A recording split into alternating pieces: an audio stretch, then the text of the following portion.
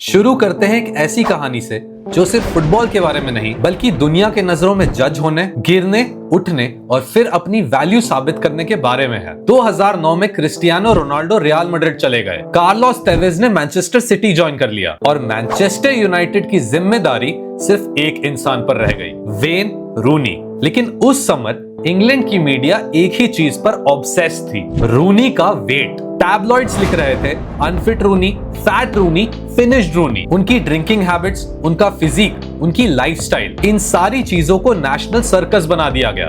पर जो लोग उन्हें सिर्फ फोटो के बेसिस पर जज कर रहे थे, उन्हें ये नहीं पता था कि रूनी फुटबॉल की दुनिया में सबसे डेंजरस प्लेयर्स में से एक बनने वाले हैं। And not in spite of his build but because of it. 16 साल की एज में रूनी को एवर्टन ने एक इनविंसिबल्स आर्सेनल की साइड के अगेंस्ट उतारा और उस मोमेंट ने सबको हिला दिया। थियरी ऑनरी खुद बोलते हैं, मैं सोच रहा था ये कौन सा 24 साल का लड़का है, पर जब मैंने सुना कि ये 16 साल का है मैं शॉक हो गया। रूनी के बारे में रूमर्स ऑलरेडी वाइल्ड थे। 114 goals in just 29 matches for Everton under 11। Under 19 squad में 14 साल में एंट्री और एफए यूथ कप फाइनल तक टीम को अकेला ले जाना। पर जब अक्टूबर 2002 में उन्होंने स्पर्स के अगेंस्ट डेब्यू असिस्ट दिया, उनके दिमाग में एक ही लाइन चल रही थी, अगर चांस मिला तो मैं शूट करूंगा कहीं से भी। और 2 वीक्स बाद जब आर्सेनल का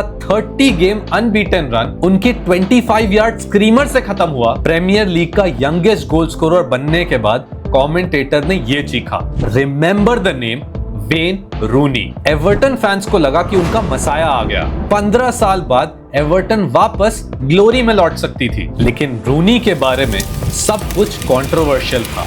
मैच के बाद सड़क पर जाकर दोस्तों के साथ फुटबॉल खेलना, बीबीसी यंग स्पोर्ट्समैन अवार्ड लेने के लिए हाफ बटन शर्ट में जाना और उसके साथ साथ च्युइंगम चबाना। लेकिन ग्राउंड पर ये सब कुछ उल्टा था। नवंबर तक एवर्टन टॉप 4 के आसपास थी। जनवरी तक रूनी दुनिया के हाईएस्ट पेड टीनेजर्स की लिस्ट में आ गए। फिर आया इंग्लैंड कॉल अप, जो कि अगेन एक रिकॉर्ड था क्योंकि ये youngest player to be called up थे। और ये सारी चीजें हो रही थी 18 साल के अंदर। लेकिन जैसे ही हाइप बढ़ता गया, वैसे ही मीडिया ने उन्हें तोड़ना शुरू कर दिया। सीजन के एंड तक उनका 13 मैच का गोललेस स्ट्रीक चला और पंडित्स ने कह दिया कि ओल्ड रूनी इज गॉन।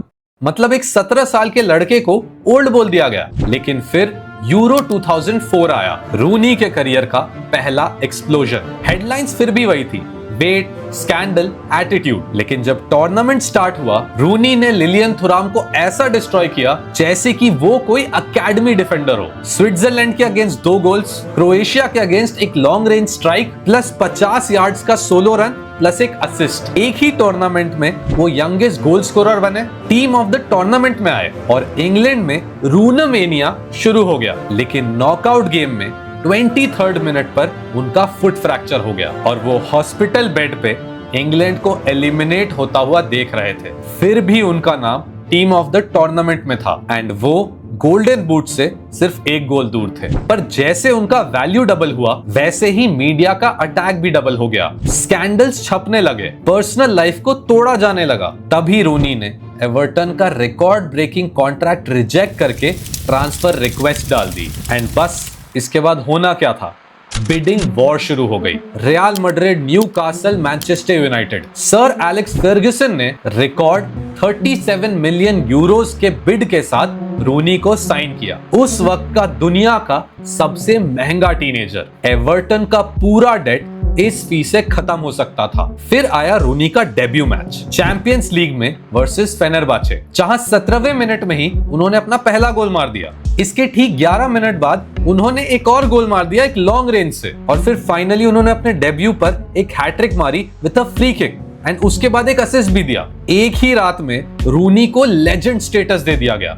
और पहले सीजन के एंड तक रूनी बने PFA young player of the year और यूनाइटेड के top scorer. Ronaldo, van Nistelrooy और सोल्शायर के बीच। लेकिन एक कमी रह गई थी, ट्रॉफीज। अगले सीजन में रूनी ने लीग कप के फाइनल में एक ब्रेस मारा। अपनी पहली मैनचेस्टर यूनाइटेड की बिग ट्रॉफी उन्होंने लिफ्ट की और डिएगो मैराडोना ने बोला, he can do it for England what I did for Argentina. लेकिन किस्मत का खेल देखिए, वर्ल्ड कप से जस्ट पहले रूनी का फुट फ्रैक्चर हो गया फिर से। एंड इंग्लैंड के उस टाइम के मैनेजर ने बोला कि रूनी का रिप्लेसमेंट इस पूरी दुनिया में नहीं है। लेकिन नॉकआउट मैच में रूनी ने रिकार्डो कार्वालियो के अगेंस्ट स्टड्स फर्स्ट चैलेंज किया और इसी चैलेंज पर रोनाल्डो भाग कर गए रेफरीज के पास रेड कार्ड मांगने के लिए। फिर उन्होंने कैमरा के सामने विंक किया और इंग्लैंड एलिमिनेट हो गई। रोनाल्डो विलन बन गए और रूनी एक हुलिगन। रूनी ने बाद में एक्सेप्ट किया कि मैं 2-2 दिन तक रूम में अकेला बैठकर पीता रहता था, पर फिर भी रूनी ने सीजन के एंड तक 23 गोल और 14 असिस्ट दिए, जो कि रोनाल्डो के इक्वल था। एंड यूनाइटेड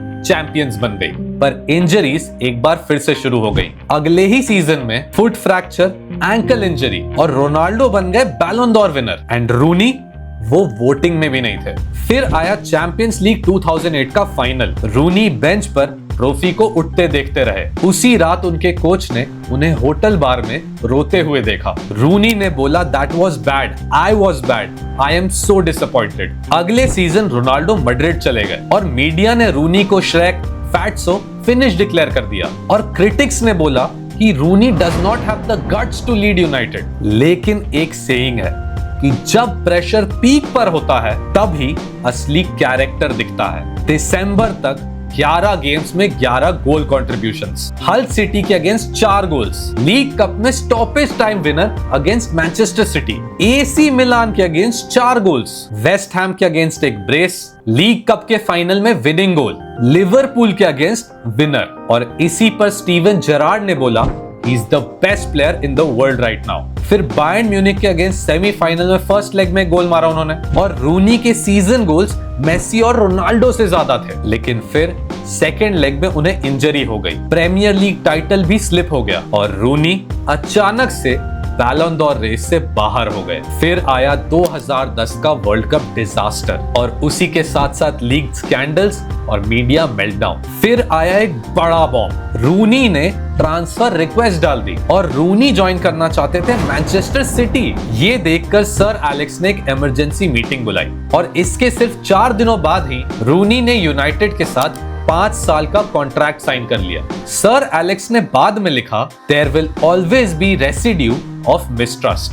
फिर स्टार्ट हुआ the decline era, injuries, role change, midfielder conversion. Sir Alex retire हुए, डेविड मॉयज आए। रूनी फिर से ट्रांसफर डिमांड करते रहे पर वो रुकते भी रहे। फिर आया मूरिन्यो एरा, जहां पर रूनी बेंच पर थे और वहां से एवर्टन वाला रिटर्न, जहां पर उन्होंने हाफवे लाइन से एक स्क्रीमर मारा था। और ये सब कुछ होने के बाद प्रीमियर लीग छोड़कर वो चले गए MLS और वहां जाकर उन्होंने अपने करियर के कुछ क्रेजीएस्ट गोल्स मारे। और फिर फाइनली वो वापस आए इंग्लैंड और डर्बी काउंटी में रिटायर कर गए। आज वेन रूनी प्रीमियर लीग के second highest goal scorer, third highest assist provider और इंग्लैंड के लिए ऑल टाइम टॉप स्कोरर रह चुके हैं। और फिर भी जब लोग उनका करियर देखते हैं तो एक लाइन जरूर सुनाई देती है, he achieved greatness but he was built for more. लेकिन ट्रूथ सिंपल सा है, जब दुनिया ने उन्हें बुली किया, जब मीडिया ने उन्हें क्लाउन बना दिया, जब फैंस ने उन्हें लिख दिया फिनिश्ड, तब भी